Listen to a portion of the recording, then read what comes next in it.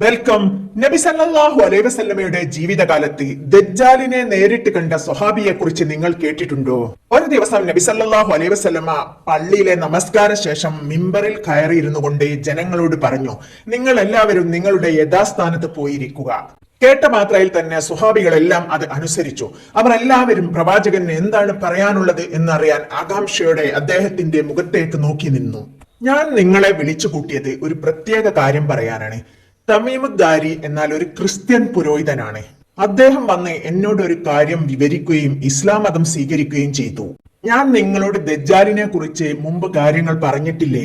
ആ സംഭവം ശരിവെക്കുന്ന വിധത്തിൽ അദ്ദേഹത്തിന് നേരിട്ട് അനുഭവമുണ്ടായി. തമീമുദ്ദാരി എന്ന ക്രിസ്ത്യൻ പുരോഹിതൻ ഒരു വലിയ കപ്പലിൽ യാത്ര പോവുകയാണ്. അദ്ദേഹത്തോടൊപ്പം ലക്മ്, ജുദാം എന്നീ ഗോത്രത്തിൽപ്പെട്ട 30ഓളം അനുയായികളുമുണ്ട്. എന്നാൽ യാത്ര മധ്യേ ശക്തമായ കാറ്റിലും ചുഴലിലും പെട്ട് അവരുടെ കപ്പലിന്റെ നിയന്ത്രണം നഷ്ടപ്പെട്ടു. ഒരു മാസക്കാലം അവർ കടലിലൂടെ എങ്ങോട്ടെന്നില്ലാതെ കപ്പൽ അവരെയും കൊണ്ട് അലഞ്ഞു നടന്നു. ഒടുവിൽ അവർ ഒരു ദ്വീപിൽ എത്തിച്ചേർന്നു. അങ്ങനെ ആ ദ്വീപിൽ ഇറങ്ങാൻ അവർ തീരുമാനിച്ചു. അവരുടെ കപ്പലിൽ ഉണ്ടായിരുന്ന ചെറിയ തോണികളിൽ കയറി അവർ ആ ദ്വീപിലേക്ക് കയറി. അവർ ദ്വീപിലേക്ക് ഇറങ്ങേണ്ട താമസം എവിടെ നിന്നോ ഒരു വിചിത്ര ജീവി അവരുടെ മുന്നിലേക്ക് നടന്നു വന്നു. അതൊരു മൃഗത്തെ പോലെയും മനുഷ്യനെ പോലെ ഏതാ നിർവചിക്കാൻ പറ്റുകയില്ല. അതിന്റെ മുഖം മൊത്തം രോമം വീണ് കിടക്കുകയാണ്. പേടിച്ച് വിറച്ചുപോയ അവർ ആ ജീവിയോട് ചോദിച്ചു, നീ ആരാണ്? ആ ജീവി പറഞ്ഞു, ഞാൻ ജസ്സാസ, രഹസ്യങ്ങൾ അന്വേഷിക്കുന്നവൾ. തുടർന്ന് ആ ജീവി അവരോട് പറഞ്ഞു, നിങ്ങൾ ആ കാട്ടിനുള്ളിലെ നിങ്ങളുടെ വിവരങ്ങൾ അറിയാൻ കാത്തിരിക്കുന്ന ഒരാളുണ്ട്, നിങ്ങൾ അങ്ങോട്ട് വരിക. അവർ ധൈര്യം സംഭരിച്ച് ആ ജീവിയുടെ പിന്നാലെ നടന്നു.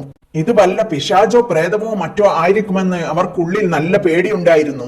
അവർ അവിടെ എത്തിയപ്പോൾ കണ്ട കാഴ്ച ഭീകരനായ ഒരു മനുഷ്യരൂപം ഇരുമ്പ് ചങ്ങലയാൽ ബന്ധിതനായിരിക്കുന്നു. അവർ പേടിച്ചു വിറക്കാൻ തുടങ്ങി. ആ രൂപം അവരെ കണ്ട് വളരെ സന്തോഷത്തിലായി.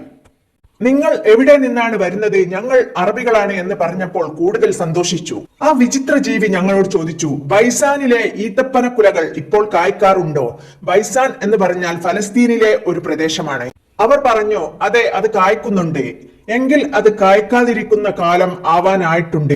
അടുത്ത ചോദ്യം വന്നു, തബരിയ തടാകത്തിൽ ഇപ്പോൾ വെള്ളമുണ്ടോ?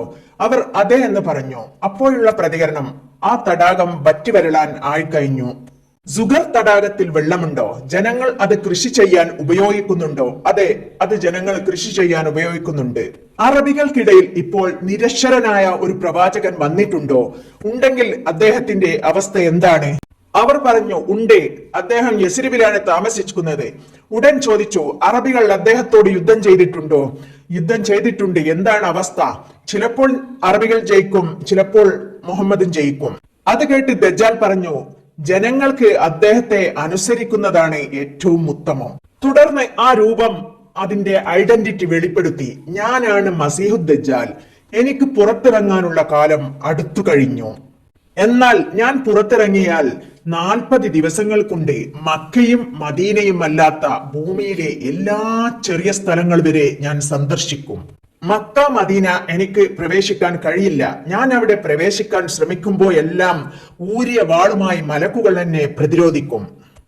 ഈ അനുഭവം നേരിട്ടത് കൊണ്ടാണ് തമീമുദ്ദാരി എന്ന ക്രിസ്തീയ പുരോഹിതൻ ഇസ്ലാം മതം സ്വീകരിച്ചത്.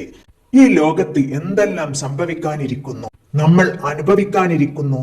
ഇഷ്ടപ്പെട്ടാൽ ലൈക്ക് ചെയ്യാനും സബ്സ്ക്രൈബ് ചെയ്യാനും മറക്കരുത്. Thanks for watching.